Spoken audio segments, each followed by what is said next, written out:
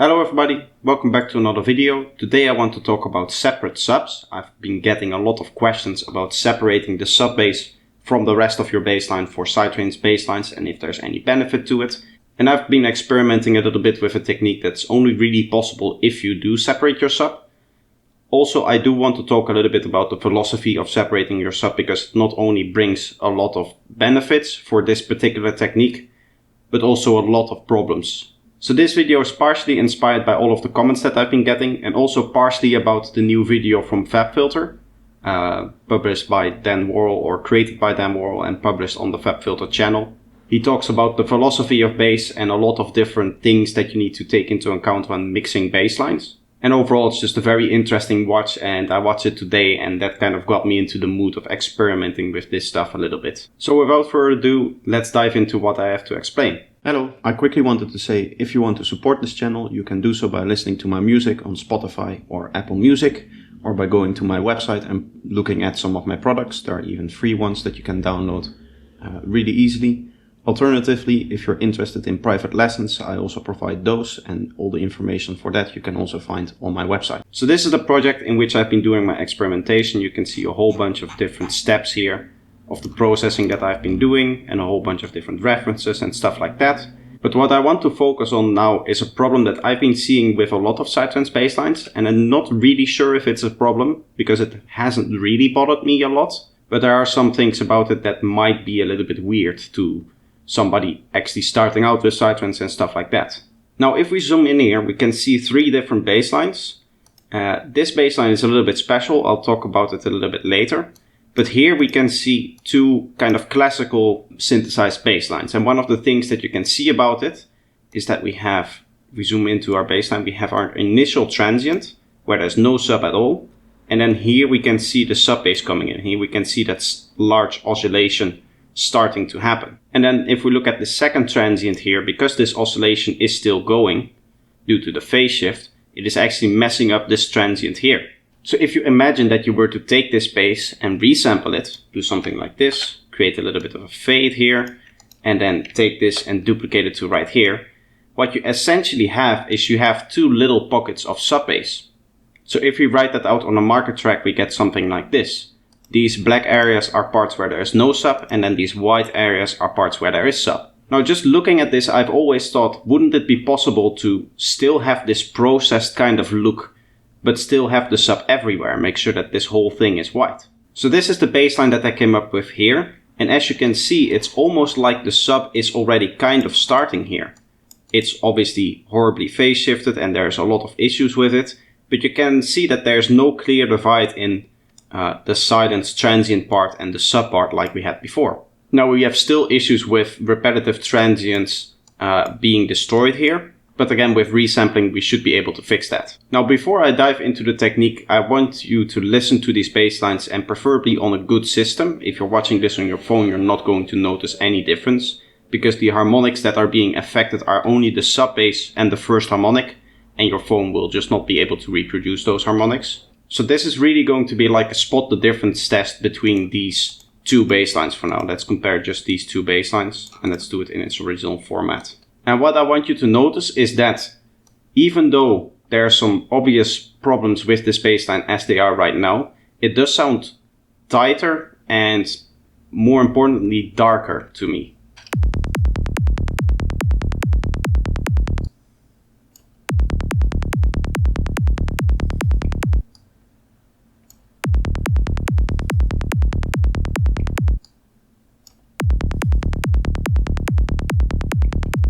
So let's actually take a look at all of the steps that I did to create this actual bassline.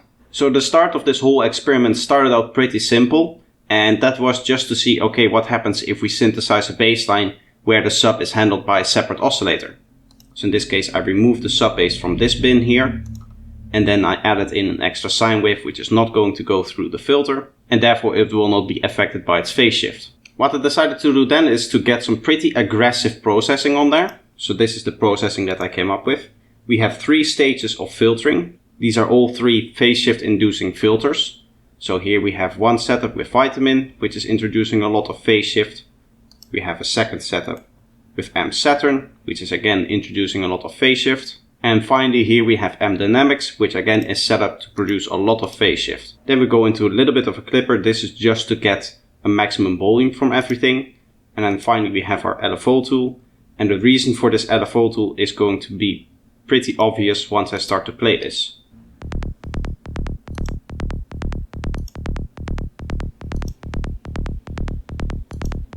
We can see that it's basically cutting off the volume right here. And this is all of the oscillations that we're getting due to the phase shift of these three processors here. So even though this processing is very, very important for the tone of this sound, we are getting some negative side effects from that. And that's kind of where the next step of the process came in. So I'm going to go through these next two steps pretty quickly because there's not actually a great deal happening. What we're just doing in the first step is we're taking this main bass that we created and we make a duplicate copy of it, which is just here to output the sine wave. And then in step 3 we do the same thing, but for the upper harmonic. So here we have another sine wave, but this time at an octave plus. And again, this is for the rest just all the same bass patch. And then finally here in the third step in the main, obviously also the first harmonic is removed. So now the lowest two harmonics each have their own channel within my DAW. So then in step 4, that's really where the magic happens. If we look at the step 4, it looks pretty similar in terms of all of the channels. They are all the same. All of the synths that are loaded are all the same. But we see here that we have these sample values here. And these are set a little bit arbitrarily. We just want them in minus because we want to subtract some time from them. And what that means is that they will shift these channels forward by this amount of samples. So in theory, that should actually fix both of the problems that we're having in terms of phase shift as well as not having the sub in the whole part of the sound. Because imagine what it does to the sub. If we take the sub and we play it earlier, it's going to encounter that phase shift, and that phase shift is basically going to put it back in its place where it was, instead of more backwards than we want it to be. So the idea, the theory here is that we're compensating for the eventual phase shift that will happen due to the processing here. Now, to be quite honest, these were set quite arbitrarily, and I did not actually try to set them precisely in a way that it would cancel out the phase shift. What I thought was more important was that we had a bass sound that just sounded nice. So this is the bass sound that we came up with. Over this.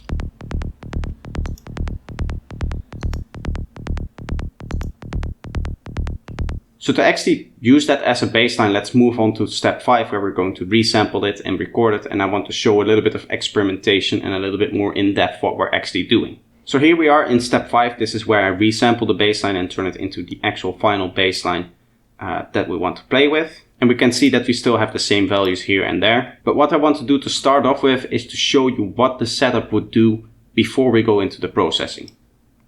So if I turn this off, we can go in here and we can just play this first bass and record it. And I'm going to zoom in quite far here, like this, so we can see what happens around this area. And we see right here, the transient of the bass is starting nicely at the grid as we want it to. Now let's record this one. Do you see how this sine wave is starting to move before we hit the point where we have started the MIDI clip? That is because of this. And the same happens with our first harmonic here. If we record this one, we can also see that it starts slightly before we actually start to play it in the MIDI. And again, that is due to this sample setting here. Now, one thing to note here is that if you play them all three together, it doesn't really make a lot of sense. As you can see, we kind of get quite a mess here.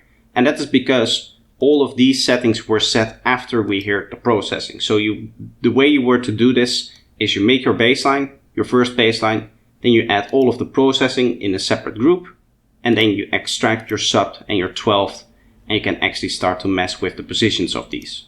And obviously the reason for this is because what we're actually doing is we're countering some kind of phase shift. So without that phase shift being there, it's not going to make a lot of sense what is actually going on in the audio that we're hearing. You have to have the processing for these decisions to make sense. And that's why you need to set up the processing first. So now if we record this bassline, we get this.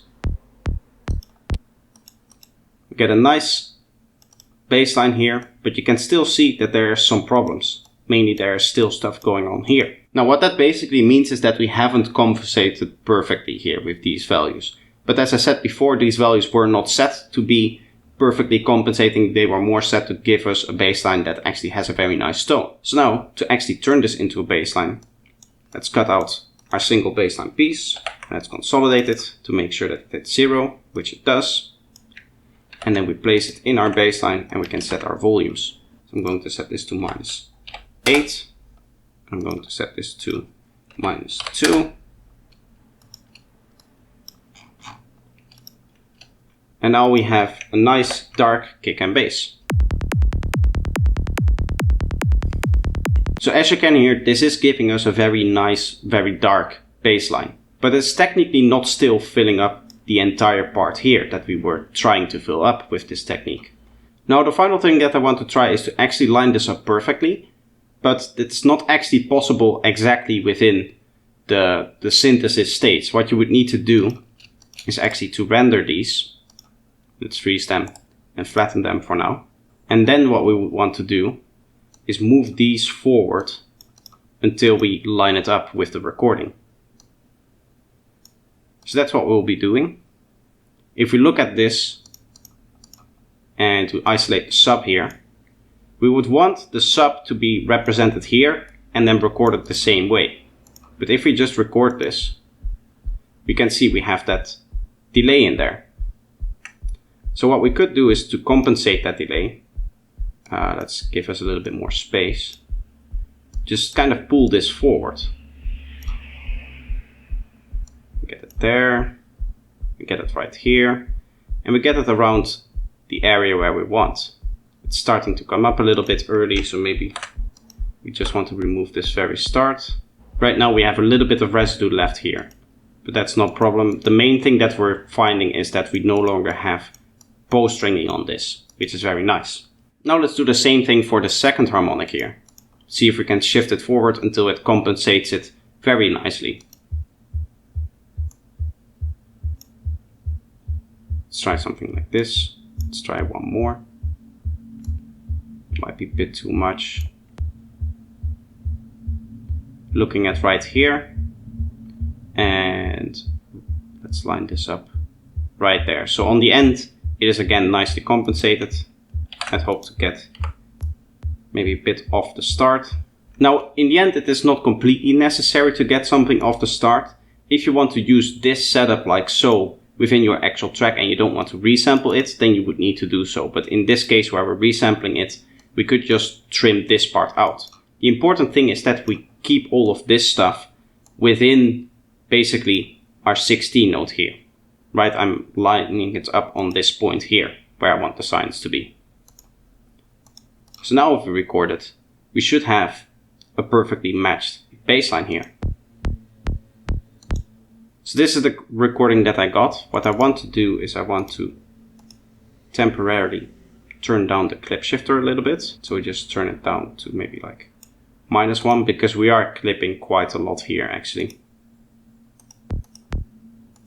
But right now we do seem to have it. So here we have a perfectly matched bass sound. Now to be quite honest with you, I don't actually really like this sound. And what we probably want to do is mess around more with these exact timings. Maybe make them a little bit more precise. And play with them also in context. So let's see if we can find the timing around this area where these two are currently sitting. So that we still maintain what we previously set up in terms of like range of where the sub is and stuff like that. But still maybe play around with it a little bit more. One of the very first things we could try is to just phase shift some of these. So if I take utility here and phase shift these two, let's see what kind of bass we get then.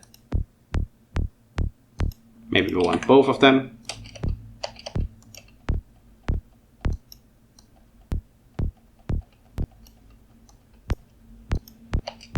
Now this is what we have. With both of them reversed, this is what we have. You can hear that little slide that's just coming from the residue that we're having from the start here.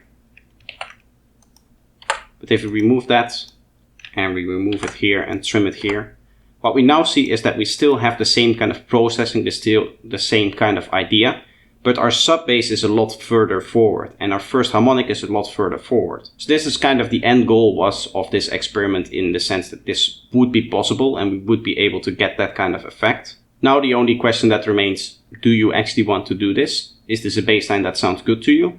Or is this some kind of novelty that we don't really want because we like the other way of doing things? Now I think, to be conclusive, we need to spend a lot more time actually investigating this, and this is kind of where you come in as well.